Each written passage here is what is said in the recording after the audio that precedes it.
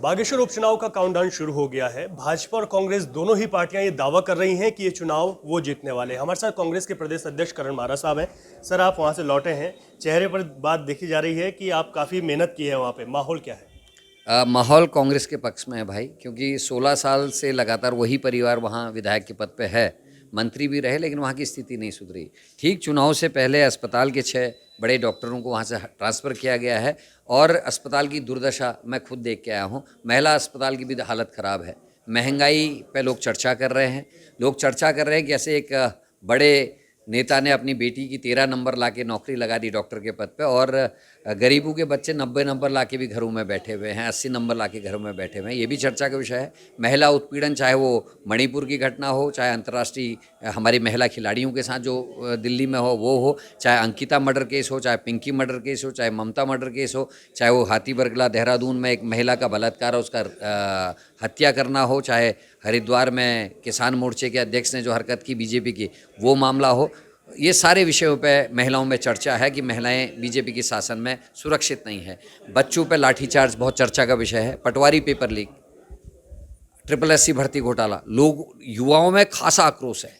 दूसरी तरफ अग्निपथ योजना ने जिस तरीके से रोजगार छीना है, बागेश्वर एक सैनिक बहुल क्षेत्र है और हर परिवार से कोई ना कोई सेना में है। उनमें ये चर्चा है कि हमारे रोजगार के साथ खिलवाड़ सरकार ने किया है, फौज के संग खिलवाड़ किया है, सीमाओं के संग खिलवाड़ किया है।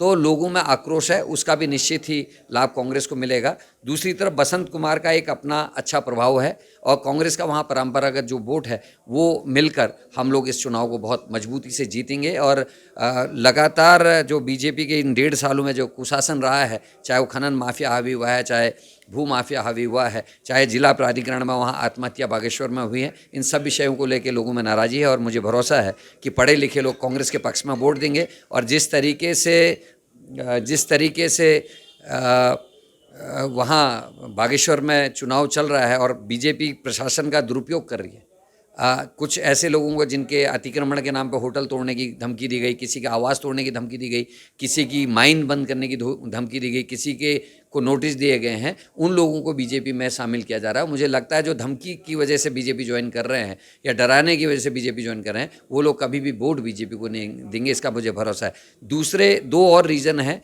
एक तो जो ओल्ड पेंशन स्कीम है, पुरानी पेंशन बहाली, उसको लेकर लोगों में आक्रोश है। जहां कांग्रेस ने अपने शासित प्रदेशों में पुरानी पेंशन बहाली को लागू किया है, वहीं उत्तराखंड और उत्तर प्रदेश में बीजेपी की सरकारें, इस पर कोई चर्चा नहीं होती, कोई मदद नहीं। दूसरी तरफ पुलिस को भी ठगा गया है। 4600 पे ग्रेड पे जब मैंने विषय उठाया था तो सरकार ने वक्तव्य दिया था कि हम इसको लागू कर रहे हैं, लेकिन आज तक लागू नहीं हुआ है। ऊपर से छठा वेतन मान आयोग है, उसने जो इनको सुविधाएं दी थी, उसको जो इनको प्रदान किया गया था, उसकी भी वसूली वापस करी जा रही है, जिसमें पुलिस के लोग जवान जो है कोर्ट जाने की तैयारी कर रहे हैं। तो ये अपने आप में ऐसे हैं जो बीजेपी की ताबूत में कील ठोकेंगे। आप कह रहे हैं कि डराया धमकाए जा रहे हैं, लोग भाजपा ज्वाइन कर रहे हैं। भाजपा के प्रदेश अध्यक्ष कहते हैं कि जो प्रत्याशी भी कांग्रेस लाई है वो दूसरी पार्टी से चोर कर लाई है, अपना प्रत्याशी वहां पर नहीं रहा। ये बीजेपी को कहने का अधिकार नहीं है। 9 विधायकों को 17 में जब तोड़ के ले गए थे तब क्या चोरी करी थी? जिन लोगों को अपनी पार्टी ज्वाइन करा रहे हो धमकियां दे के, क्या ये तुम चोरी कर रहे हो? और जो उनके अध्यक्ष जी बयान दे रहे हैं कि बूथ में इनका बस्ता लगाने वाला नहीं मिलेगा, तो क्या धमकी दे रहे हो? ये बात तो बीजेपी को बोलनी चाहिए। कांग्रेस को पता है हमको कैसे चुनाव लड़ना है। हम चंपावत जैसी गलती यहाँ नहीं दोहराने वाले हैं। हम दिखाएंगे कि चुनाव क्या होता है। देखिए, दूसरा बड़ा मुद्दा इस वक्त आपदा का है। सरकार की जो तैयारियां हैं, सरकार का जो राहत बचाव कार्य है, जो आपदा प्रभावितों को मदद पहुंचाई जा रही है, उसे किस तरीके से आप देख रहे हैं? कहाँ आपदा में राहत पहुंचाई जा रही है? हरिद्वार में जब पहले बाढ़ आई थी, कांग्रेस के समय 16,000 से 18,000 तक मुआवजा मिला था। आज 1,000 रुपया देखिए तीसरी गली है, कोई मदद नहीं करी जा रही है। करण मेहरा विपक्ष का अध्यक्ष है, वो हरिद्वार लक्सर क्षेत्र में पहले पहुंच जाता है, बाढ़ क्षेत्र में, लेकिन बीजेपी का मुख्यमंत्री 1 दिन बाद आता है और प्रभारी मंत्री 6 दिन बाद आता है। गौरी कुंड में 23 लोग बह जाते हैं, उसके बाद वहां प्रबंधन करने की कोशिश की जाती है, पहले क्यों नहीं की गई?